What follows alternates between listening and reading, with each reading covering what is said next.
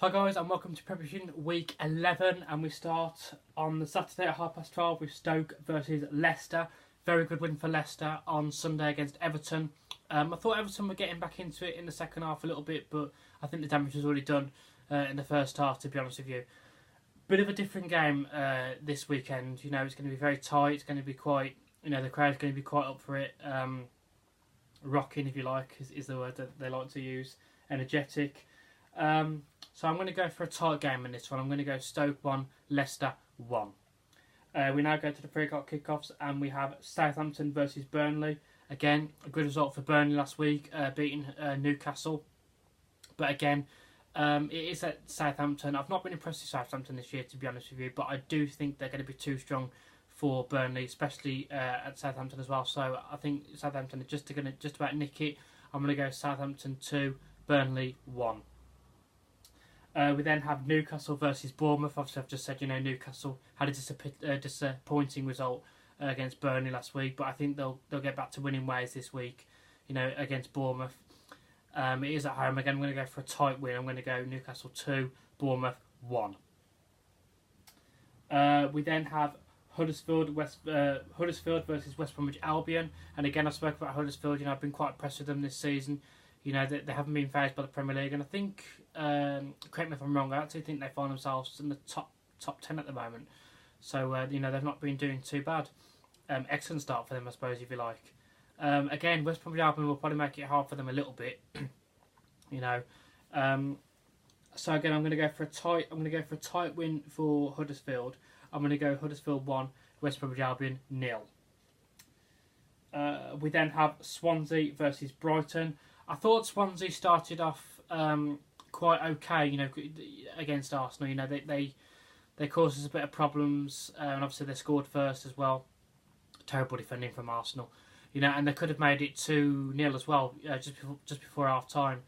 And then in the second half, it was a completely different animal from Arsenal, and I think Swansea just ran out of gas in the end. It wasn't a brilliant display from Arsenal, but as I say, I think Swansea just ran out of gas, to be honest, and Arsenal just took their advantage.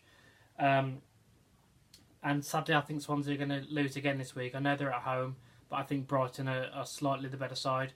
So I'm going to go Swansea 1, Brighton 2.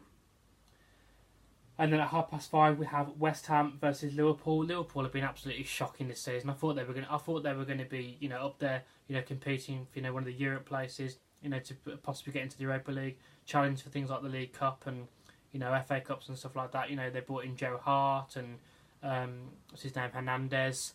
They brought in some good decent players, but they've been absolutely dreadful, West Ham, to be honest with you. And I think Liverpool, if you're Liverpool, you've got to be sitting there and you've got to be thinking, West Ham's there for the taking, really. So I'm going to go West Ham 1, Liverpool 3. I think anything other than a win for Liverpool on Saturday is, I don't want to use the word crisis, but there's going to be something seriously wrong. If you can't go to West Ham at the moment and go and get 3 points there, especially when you want to be taken seriously, and you want to be taken seriously as title contenders. I'd say the same about Arsenal as well. You've got to go to these places. Yeah, I know they're going to make it hard, but you've got to go to these places and get 3 points. So just to clarify, West Ham 1, Liverpool 3. We now go to the Sunday kickoffs at 12 o'clock. We start with Tottenham versus Crystal Palace. Crystal Palace, again, another dreadful start for them. I think they find themselves bottom of the table. 3 points, I'm led to believe. It might be 4 now. But yeah, I can't see much of a problem for Tottenham, especially especially at home, which is obviously Wembley this year. I'm going to go Spurs 3, Crystal Palace 1. Even though people were saying, that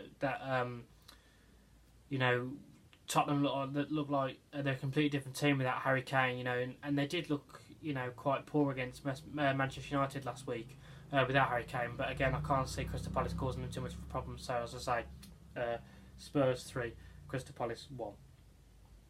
At 2:15, we have Manchester City versus Arsenal, and I'm going to go for a really, really lively game in this one. Manchester City are scoring goals for fun at the moment. They're slapping teams up. Arsenal, they're not doing too bad, but they're not playing great either. So they're picking up results, but they're not playing great. And the defence for this game especially worries me. You know, going into this game, it really worries me of how we're going to set up. I mean, is he going to play three at the back again? And I'm not sure.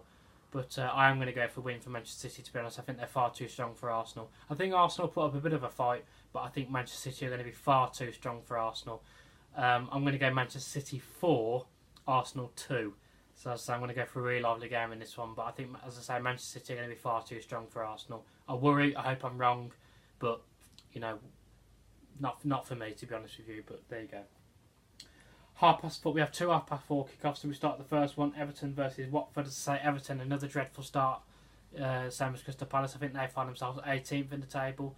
Not many points on the board either. Watford, they beat Arsenal. Put up a good fight against Chelsea, but it was too much for them.